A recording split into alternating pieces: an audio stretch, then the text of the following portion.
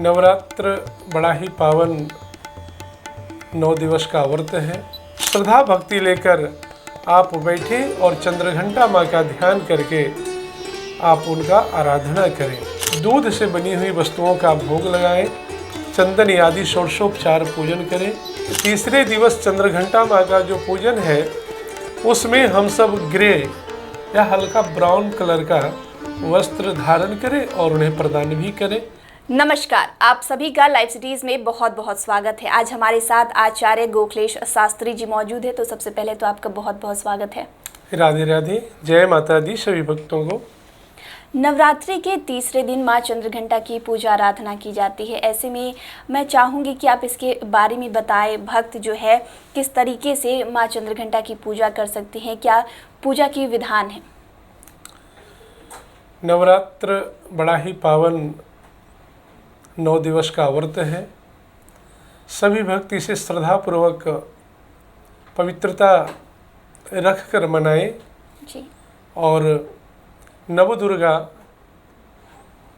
प्रथमम शैलपुत्री, द्वितीय ब्रह्मचारिणी, तृतीय चंद्रघंटेति, कुसुमांडेति, चतुर्थकम पंचमम स्कंधमातेति, षष्ठमम कात्यायनीति च, सप्तमम कालरात्रीति, महागौरीति च, अष्टमम नवम सिद्धिदात्री च नवदुर्गा प्रकृतिताः। ये माँ का दुर्गा का 9 रूप है जी। जब पृथ्वी पर अत्याचार बढ़ा, श्री ब्रह्मा जी ने वरदान प्रदान किया और उस वरदान के मद में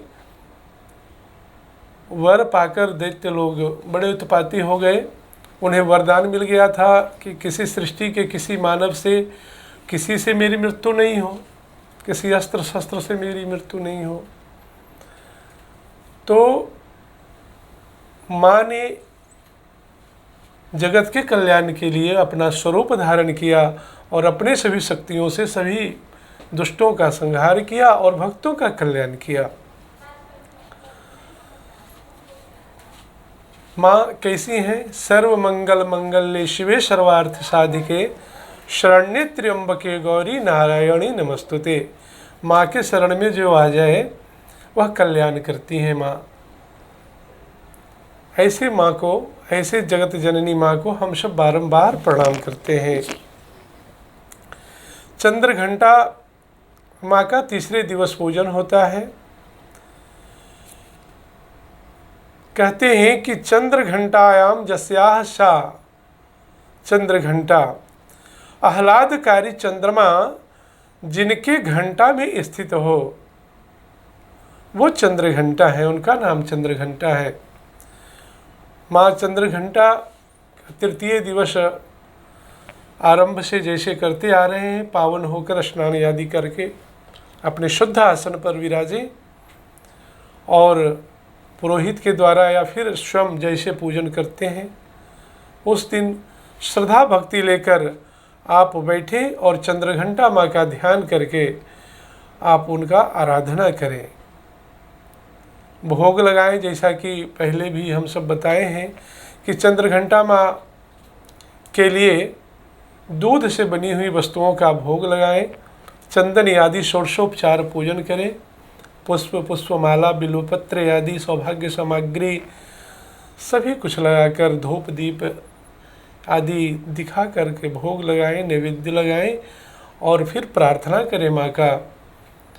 इस तरह से पूजन आदि करके श्री दुर्गा सप्तशती का पाठ आरंभ करें, पाठ करें। इसी कर्म से चंद्रघंटा माँ का पूजन करना चाहिए।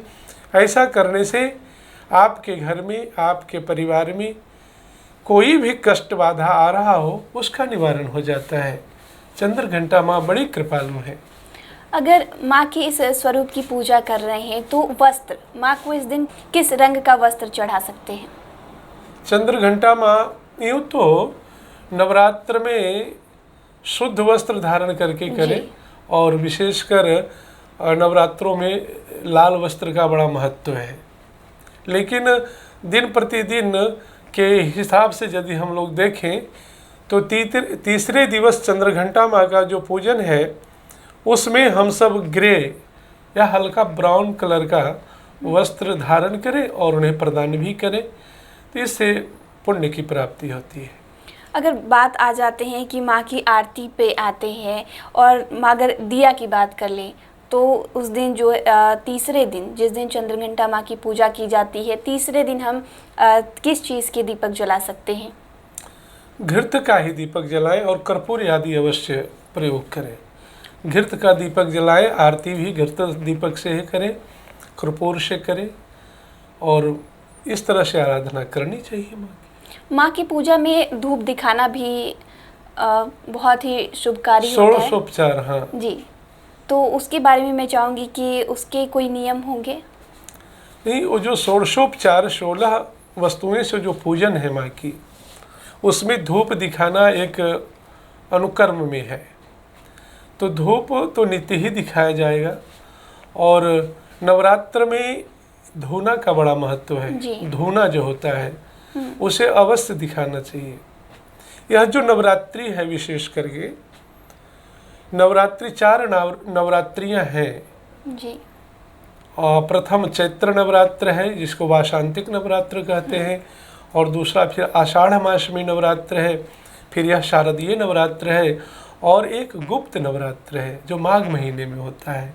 ये 4 नवरात्रि हैं यहाँ, और 4 नवरात्रियों में शास्त्रों की मान्यता है और हमारे महर्षियों ने, ऋषियों ने अन्वेषण करके देखा कि इन 9 दिनों में माँ की विशेष शक्तियाँ माँ के लोक से, मणिपुर से आती हैं और इस संसार में विचरण करती हैं। इस समय जो पवित्र रहकर शुद्ध आहार करके, कम आहार करके, निराहारो जताहारो तन मनुष्य को समाहितो, इस क्रम से जो भी आराधना करें, व्रत करें, और उस व्रत का बड़ा प्रभाव होता है। और इस व्रत में माँ के बीज मंत्र का, नवार्ण मंत्र का अवश्य जप करना चाहिए। यथाशक्ति जितना हो जाए नवार्ण मंत्र का अवश्य जप करना चाहिए, और इसका उच्चारण नहीं करना चाहिए। जप करना चाहिए। जप में उच्चारण नहीं किया जाता है, तो उच्चारण न करें। और नवार्ण मंत्र तो यूँ है ही, और ऐसे चंद्रघंटा माँ के लिए यदि जप करना है तो ऐं ओम ऐं ह्रीं क्लीं चंद्रघंटायै नमः, इस मंत्र का जप करें। इससे माँ चंद्रघंटा बहुत प्रसन्न होगी और आपको आशीर्वाद प्रदान करेगी, आपका कल्याण हो जाएगा। तो आचार्य जी, बहुत बहुत धन्यवाद। आपने जो जानकारी दी है माँ के तीसरे स्वरूप के बारे में, उसके लिए बहुत बहुत धन्यवाद। धन्यवाद। राधे राधे। जय माता दी। तो आपने सुना आचार्य जी को, जिन्होंने माँ के तीसरे स्वरूप के बारे में पूरी तरह से हमें बताया, हमें क्या करना है उस दिन, माँ को भोग किस चीज़ की लगानी है, सारी जानकारी आचार्य जी ने हमारे साथ साझा की। इस विषय में आप क्या सोचते हैं, हमें कमेंट कर ज़रूर बताएं। चैनल को सब्सक्राइब कर ले, फेसबुक पेज को लाइक कर ले। वीडियो देखने के लिए आपका शुक्रिया।